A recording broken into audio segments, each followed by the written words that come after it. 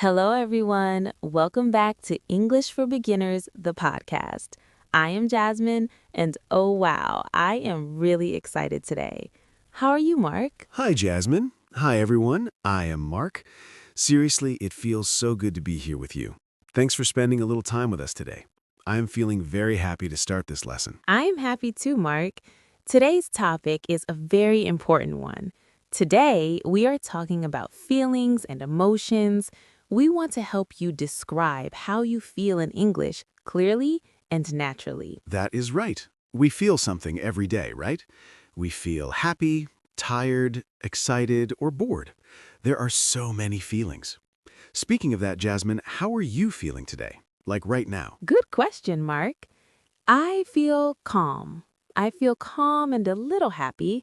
I had a very slow morning with coffee and music. It was very nice. How about you? I feel relaxed too. Yesterday, I went for a long walk. Then I cooked dinner at home. It was simple, quiet, and perfect. See, just like that, Mark, we're already sharing our feelings. If this is your first time listening to English for Beginners, the podcast, welcome. We practice real English here, the kind of English people actually use. Yes, not robot English. We use real words for real stories. Let's begin with two very basic feelings. These are common and very useful. The first one is happy. Jasmine, when do you feel happy? I feel happy when I finish something difficult. When I close my laptop and say, yes, I did it. That feeling is happy. What about you, Mark? I feel happy when my morning starts well. Good sleep and warm coffee. That small moment makes me happy. We can also use the word glad. I'm glad to be here right now. Glad is a great word. Another one is pleased. I am pleased with today's lesson because it is clear and friendly. But for everyday talk, happy is the most common word. Now, Mark, let's change the feeling.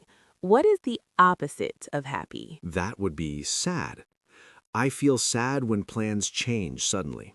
For example, if I expect to see a friend and then they cancel, I feel sad. I understand that. I feel sad when I hear a sad voice from a friend. Even if they do not say much, I can feel their sadness. That is true. Feelings can travel from one person to another. But remember, it's okay to feel sad sometimes. Sad is a normal emotion. Exactly. Feeling sad for a short time is part of being human. Now, let's move to some feelings that are a little stronger. Let's start with the word upset. Mark, when was the last time you felt upset? I felt upset this morning, actually. I woke up late, I spilled my coffee, and I missed my bus. It was not a terrible day, but I felt upset. Oh no, I'm sorry to hear that. So, upset is not just sad, right? Right. Upset is like a mix, a little sad, a little angry, and a little stressed. That makes sense. I feel upset when someone does not listen to me. I'm not angry yet, but I feel uncomfortable. And if that feeling grows, it can turn into angry. Angry is a strong word. I do not enjoy feeling angry. I feel angry when something is unfair.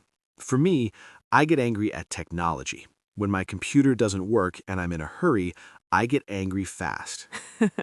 I know that feeling. That brings us to another great word, frustrated. Frustrated is the perfect word for that. You want to fix a problem, you try again and again, but nothing changes. Exactly. I feel frustrated when I read instructions and I still don't understand them. I read slowly, I read again, and I still say, wait, what? You're not angry at a person, you're just tired of the situation.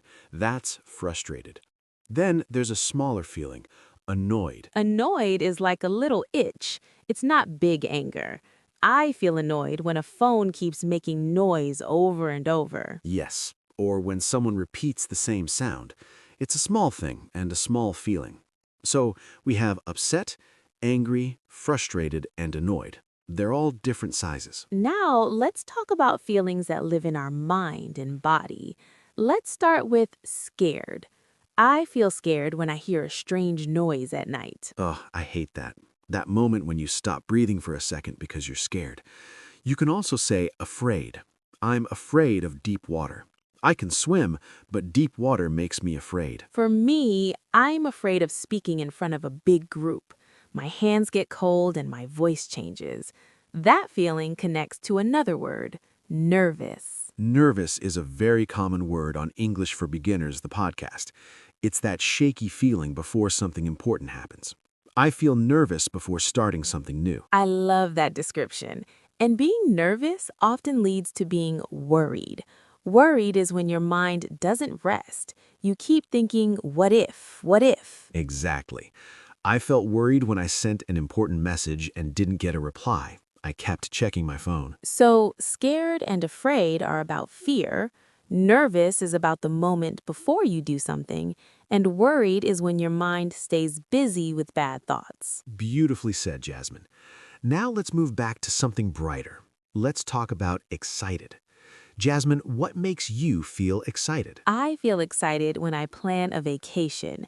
My heart feels light and my mind feels fast.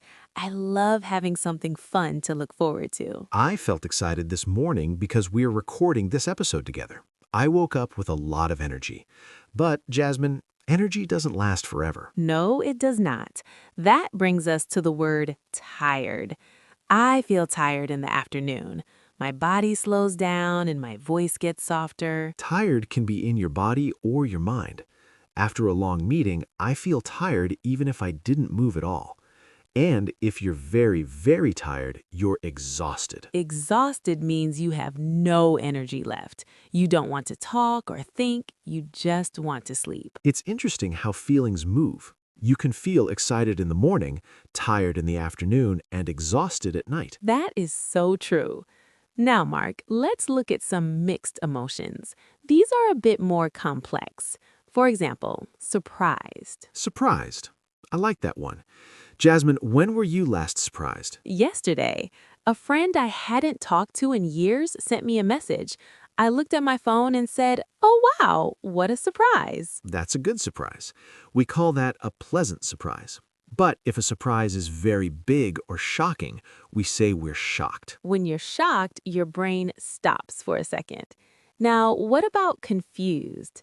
I feel confused when my thoughts feel messy. I feel confused when I open a new app on my phone and I don't know where to click. I just stare at the screen. Yes, I feel confused when someone speaks too fast. I hear the words, but my brain says, wait, what did they say? Sometimes, if you're confused or alone, you might feel lonely. Lonely is a quiet feeling. It's when you want to be with people, but you're by yourself. That is a hard feeling, but it leads us to a warmer one, hopeful. I love the word hopeful. It means you believe something good is coming, even if today is difficult. I feel hopeful when I see my students making progress. And when you finish a hard task, you feel proud. Proud is a strong, warm feeling. I feel proud of our listeners for studying English today. It is not always easy, but you are doing it. We should also mention embarrassed. Mark, do you ever feel embarrassed? Oh, yes. I feel embarrassed when I wave at someone, but they're not waving at me. My face gets very red. That has happened to me too. I wanted to hide. And finally, let's mention bored. Bored is when time feels very slow because there's nothing to do. So we have surprised, confused, lonely, hopeful, proud, embarrassed, and bored. These are all part of real life. Mark, let me ask you a tricky question. Have you ever looked at someone else and wanted what they have? You mean the feeling of being jealous? Yes, jealous. It is when you compare yourself to others. It is a very honest feeling. It is normal to feel jealous sometimes, but I try to change it to impressed. If someone does a great job, I say, wow, I am impressed by your hard work. I like that. Impressed is much more positive. It motivates me to try harder. And when a difficult situation finally ends, how do you feel? You feel relieved. Oh, relieved is a wonderful feeling. It's like a heavy weight is gone. You can finally breathe. I felt relieved when I found my lost keys yesterday. But if things do not go the way you want, you feel disappointed. It's a quiet sadness.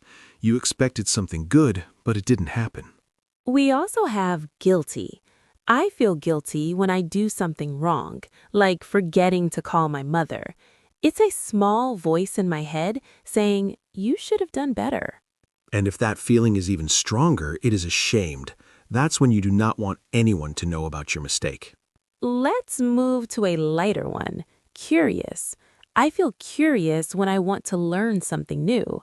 I want to explore and ask questions. I am curious about different cultures. It is a very open and bright feeling. It often leads to being grateful. Grateful is my favorite. It's when you stop to notice the good things you have. I'm grateful for this podcast and for our listeners. I am grateful for my health and my friends. But even when we are grateful, we can sometimes feel anxious. Anxious is like being nervous, but it lasts longer. Your thoughts keep racing about the future. And when you have too much to do, too many messages, too many tasks, you feel overwhelmed. Your brain feels like it is freezing. Wow, Mark, we have talked about so many feelings. Happy, sad, angry, scared, nervous, excited, tired, surprised, proud, grateful, and overwhelmed. It's a full journey of emotions. But remember, listeners, you use these words every day. You don't have to be perfect. Just start by saying, I feel good or I feel happy. That's right. Step by step, your English will grow. Mark, how do you feel right now after all this talking? I feel happy and grateful. I'm happy because this was fun, and I'm grateful to be sharing this with everyone. How about you, Jasmine? I feel calm and a little bit hungry. Talking makes me want to eat lunch. That's a very real feeling. Before we go, let's practice. I'll give you a situation, Jasmine, and you tell me the feeling. I'm ready. Situation 1. You wake up late, your phone has no battery, and you cannot find your shoes. Oh, I would feel stressed and frustrated. Definitely frustrated. Correct. Situation 2. You're waiting for your exam results and you're tapping your fingers on the table. I would feel very nervous and maybe a little anxious. Perfect. Last one. You just finished a 10-mile run. I would feel exhausted, but also very proud of myself. See, you are an expert at emotional English now. And our listeners can be experts too. Now, it's time for our question of the day. We want to hear from you. Yes, our question is, what is one emotion you feel often and why? For example, do you often feel happy because you love your cat? Or do you feel tired because you work very hard? Jasmine, what is one emotion you feel often? I feel grateful. I feel grateful for the simple things like a sunny day or a good book. What about you, Mark? I feel hopeful. I feel hopeful because I see people all over the world learning and improving themselves. It makes me believe the future will be great. That is a beautiful answer. Listeners, please think about your answer. Using these words in your own life is the best way to learn. Mark, let's do the short replay one more time for the listeners to hear the feelings in a quick conversation. Good idea. Let's do it. Hi, Jasmine. How are you today? To be honest, Mark, I'm a bit frustrated. My computer is broken. Oh no, I'm sorry. That sounds very annoying. It is, but I'm hopeful I can fix it later. How are you? I'm excited. I'm going to a concert tonight. That's great. I'm proud of you for finishing your work early so you can go. Thanks. I feel relieved that the work is done. Have a wonderful time. Goodbye, Mark. Thanks, Jasmine. Bye. And that's how you use feeling words in a real conversation. See you next time on English for Beginners, the podcast. Goodbye. Goodbye.